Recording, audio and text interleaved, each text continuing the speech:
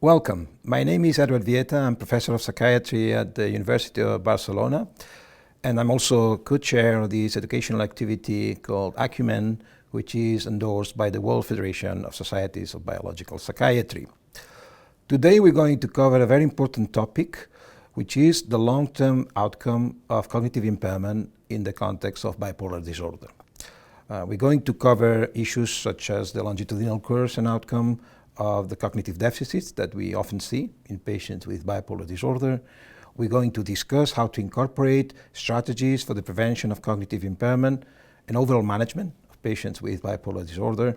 And we also will speak about the development of routine assessment and long-term monitoring in these patients. And we want to track particularly also the cognitive impairment that we see in some of those. And with this aim, it is my pleasure to have with us, my good friend, Professor Guy Goodwin. He's an emeritus professor at the University of Oxford in the UK. And, he's been doing such a great job in this area that we're going to cover today. So, Guy, welcome. Thank you. So let's start covering this issue that is quite, I would say, neglected in general in clinical practice, which is the long-term outcome of cognitive deficits or cognitive impairment in bipolar. What is the trajectory of cognitive impairment in bipolar disorder? Well, I think what I'd like to do is just to start with maybe going back 20 years to where this neglect really comes from. I would have said that in those days, 20 years ago, we had a somewhat false image of bipolar disorder. We thought of it as a relapsing, remitting illness, with the emphasis on the remission. And the contrast was made with schizophrenia because there was less remission in schizophrenia. And I think when I was educated as a psychiatrist first, that was the way we saw it. Now, I think the realization took quite a long time that in fact the poor functional outcomes we saw was something that we had to explain, that they weren't simply explained by continuing symptoms. There must be some other factor. And I think it was about that stage that probably both of us got interested in how we might get a handle on that. And we both took seriously the proposition that you could measure this. And measurement meant going to conventional neuropsychology. Now, those measures were really developed to detect lesions. And we weren't trying to detect lesions, we were trying to detect impairments. And so we started by measuring things that we call measures of memory, measures of attention, memories of executive function. And we started to do that, and as you've heard in other parts of this series, there's detail on what those deficits are. So we started with that observation, and clearly in our minds at that stage, there was the question of how do we get to these bad outcomes?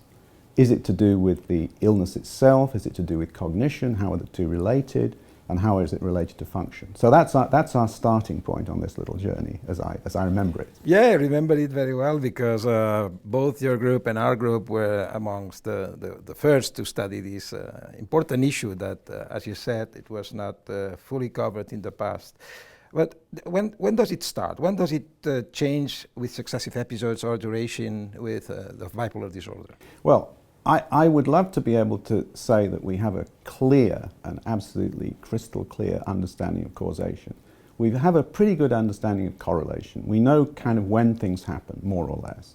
But we lack an absolutely definitive prospective study of the trajectories of bipolar disorder. So what we have to fall back on are existing cohorts, which sometimes are a little prejudiced by sampling, which are sometimes difficult to maintain over time and are often too small. So those are the caveats. We don't have a perfect story. But what we seem to see is that if you take patients after a first episode of mania and you ask the question, are these patients already impaired? The answer seems to be yes, they are. There's nothing very specific about this. It may affect all domains of function, and it tends to be not as severe as you see in schizophrenia. So that's kind of the starting point. Yes, it's present from early on.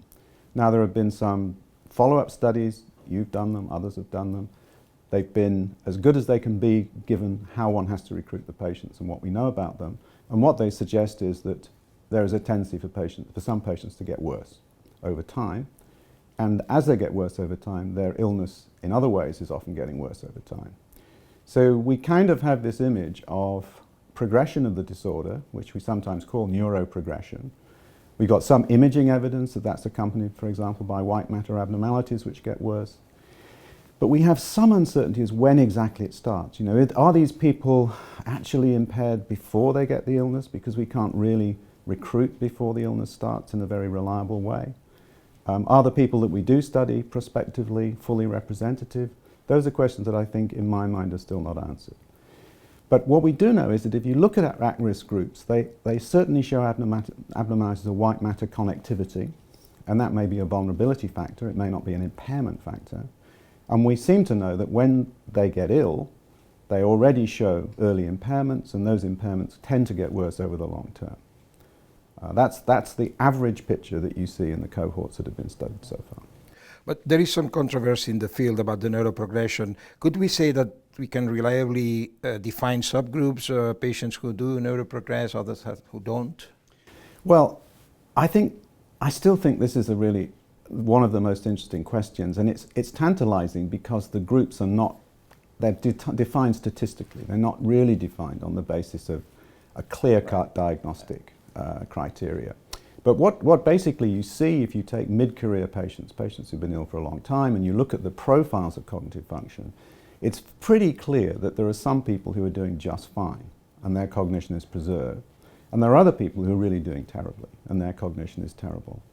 And interestingly, I think, and maybe we'll talk more about this because this is one of your areas of expertise, those impairments seem to correlate with functional outcomes and the measures of functional outcome that you've pioneered the determination of. And of course, ultimately, clinically, that's what matters. The cognition is only really important to clinicians as a proxy measure of the risk of functional impairment. So I think we can say that there is certainly one group who look as if they've done very badly, almost as badly as patients with schizophrenia. There's one group who seem to have done fine. And then, depending on what sample you look at, there's maybe a third group with a kind of patchy impairment, maybe more impairment of memory than other things. So there's maybe three groups, but you have to say that they're statistically fuzzy groups. They're not kind of clear-cut groups. And of course, if you're talking about causality now, we have to remember that the challenge for the future will be to map all of our phenotypic descriptions onto the genetic architecture that is slowly but surely coming along from the large-scale GWAS studies, and also from looking at the less common mutations which seem to contribute to particular risks in neurodevelopmental pathways. So my feeling is that the phenotype tells us there's something very interesting going on. We know that by midlife the patients are grouped rather differently statistically. We don't quite know in terms of neuroprogression whether this is something that we can start to explain with genes. And are there maybe any clinical features that could help clinicians to identify who's more likely to develop this cognitive impairment or these trajectories? Well, I think, unfortunately, it's a correlation rather than a prediction. But patients who are having frequent recurrences, who are having bad illness courses, who are having recurrent depressive and particularly manic episodes may be the ones who are most at risk of showing the worst of these conditions.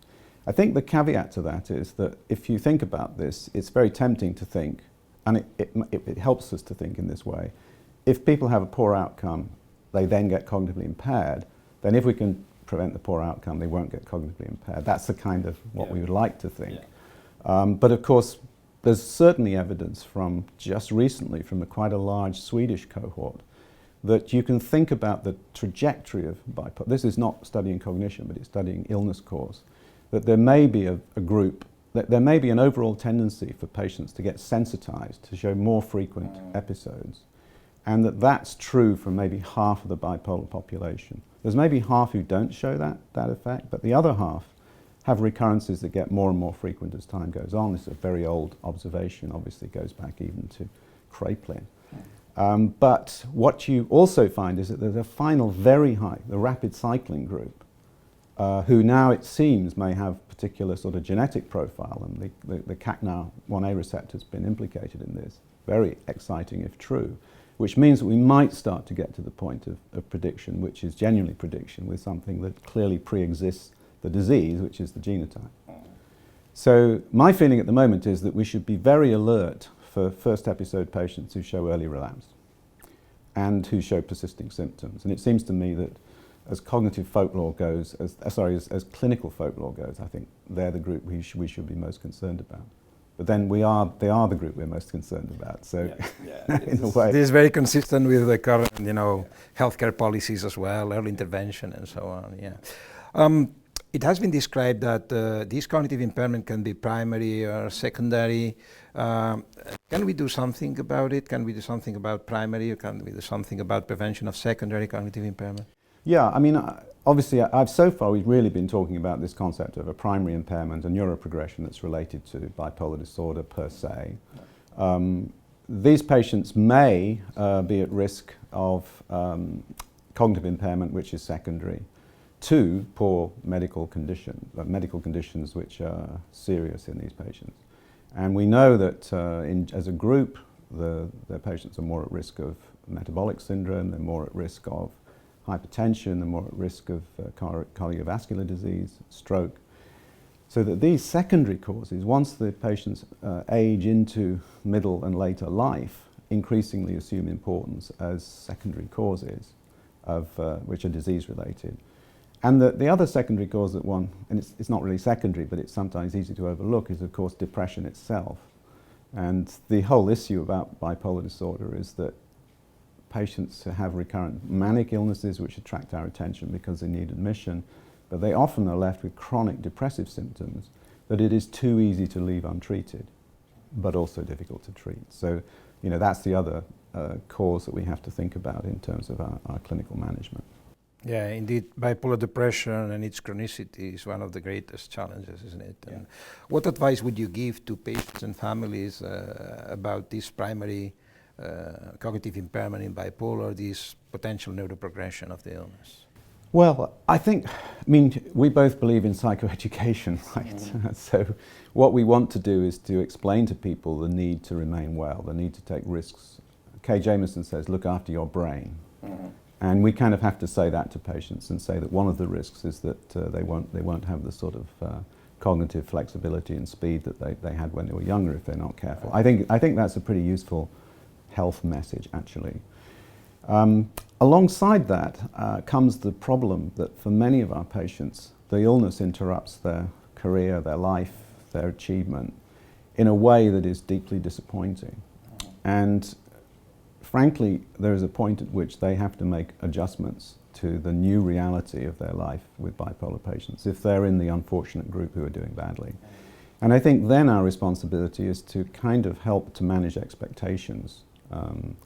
We put that in guidelines in the UK. I don't know that there's evidence that it's particularly helpful, but I tend to follow that principle because people may, after a recovery from a whole sequence of illnesses, of having lost a great deal of ground in terms of their education, they may still expect everything's going to go okay.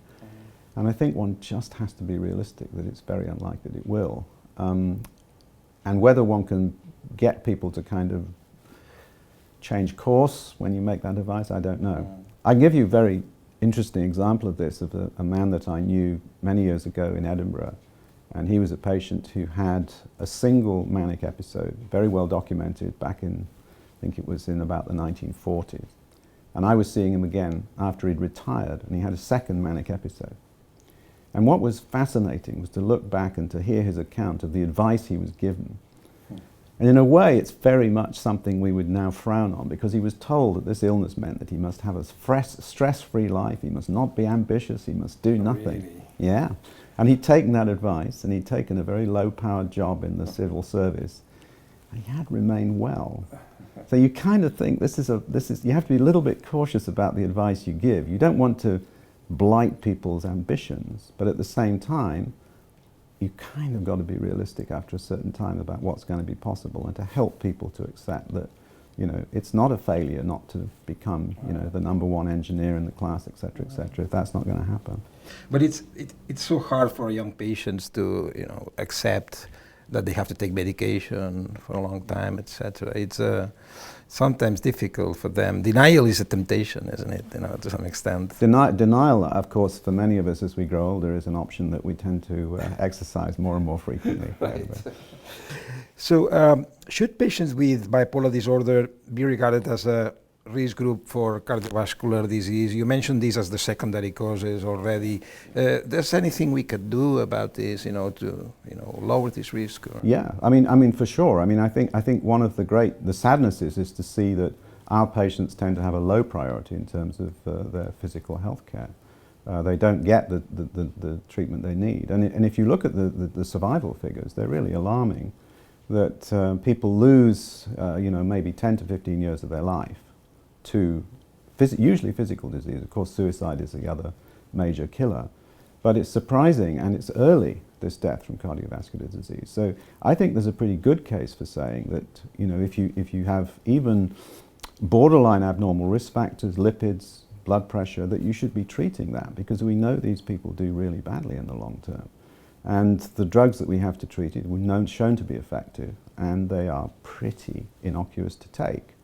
So although one is adding to the drug burden, I don't think, frankly, that this is a group where diet and exercise is always going to cut through.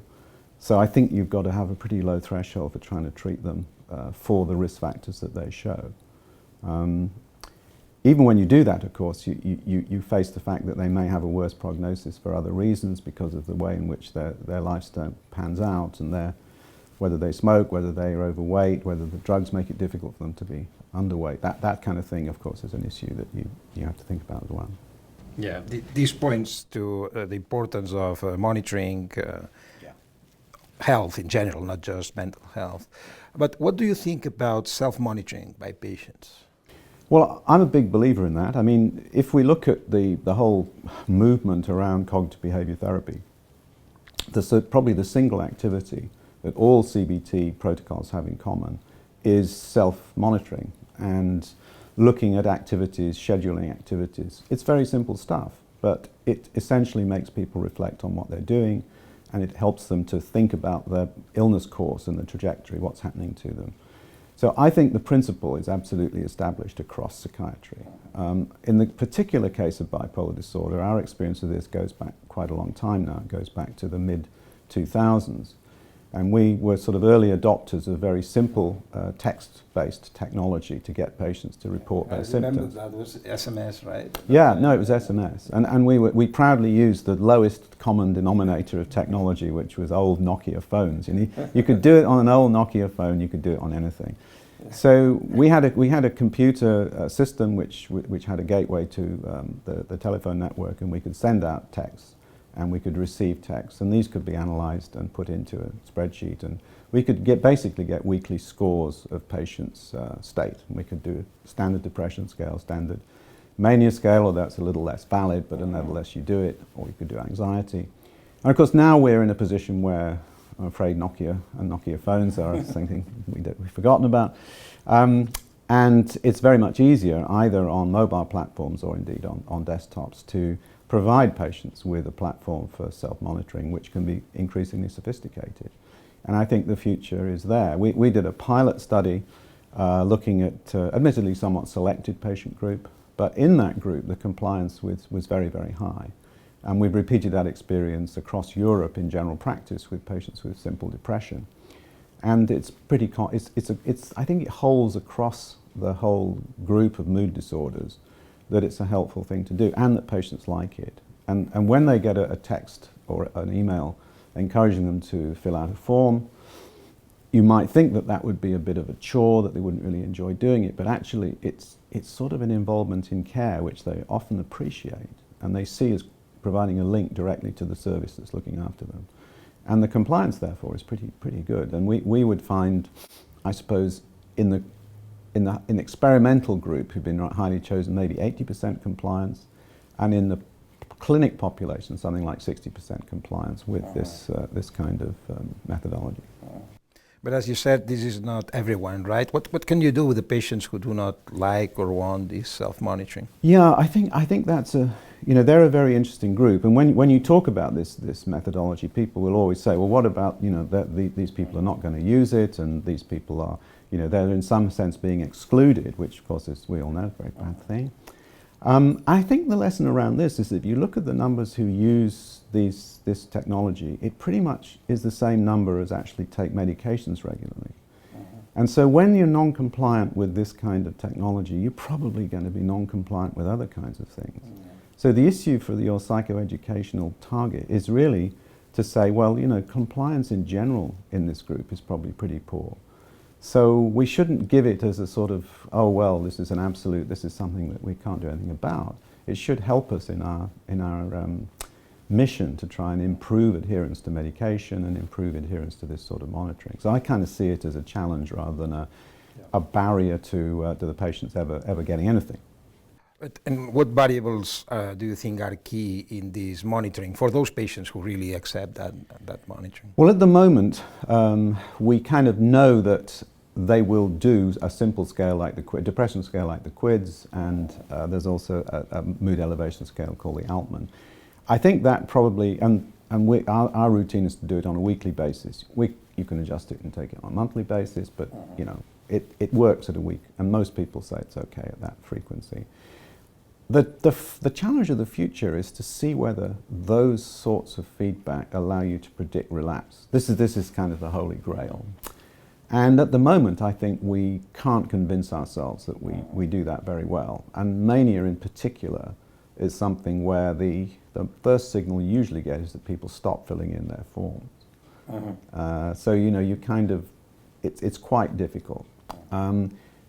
The interesting, very recent development that we've made is to try and look at individual symptoms and to use a very simple experiential scale, the sort of thing that people use in momentary sampling. And when you do that, you can do that at any frequency you like. It doesn't really matter too much.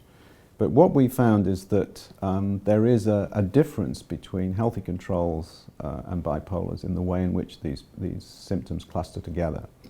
And so I think there's a future when one might be collecting more sophisticated information. And of course there's another step that people speculate: movement, geolocation, things that give you frictionless measures of patient behavior, which will have the signature of the onset of mania or whatever. So, you know, that's kind of where people think it might go, but you can't hand on heart say that we're doing that now. Right. And there's voice recognition, there's expression recognition, you know. So I think the possibilities in this area are very impressive, and that's why I think we should be flagging it up in this kind of forum, even if at the moment we can't say, you know, use this particular approach. It's pretty experimental, but it's exciting. And what about tracking cognition in that way? Well, I think tracking cognition is part of this process, and I think we've already seen with the MindStrong approach. This is a company that Tom Insall was involved in for a short time. That what they were doing was taking speed of movement off the pad on a smartphone and trying to convert the way in which, literally the motor function of the individual, to see whether that could be used as a signature of cognition.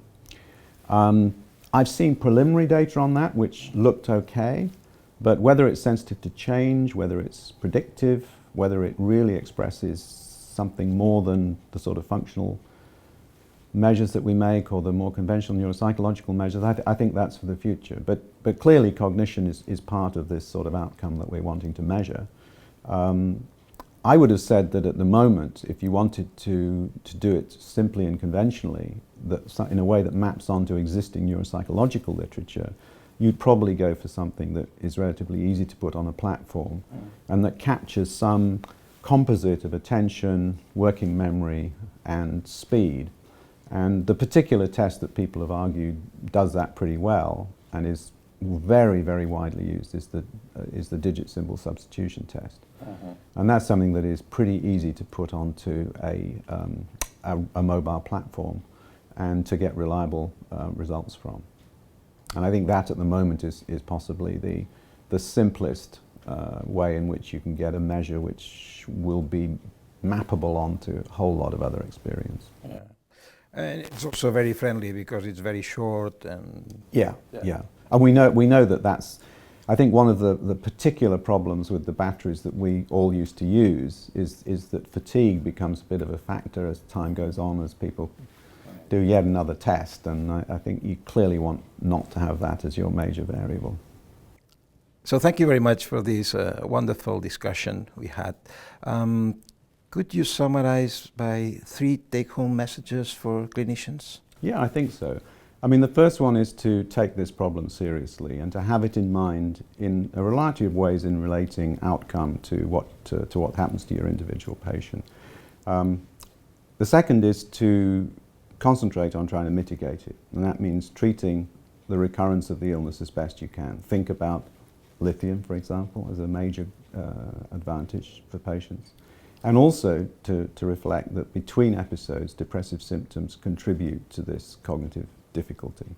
So strive, although it's not easy, strive to treat that depressive pattern that you see in your patients. And then finally, to improve monitoring, to improve our understanding of what's happening to the patient and their understanding of what's happening to themselves, so that the longer term we see better management by both sides of the therapeutic relationship. Excellent. Thank you very much, Guy. I really appreciate your input on this important topic.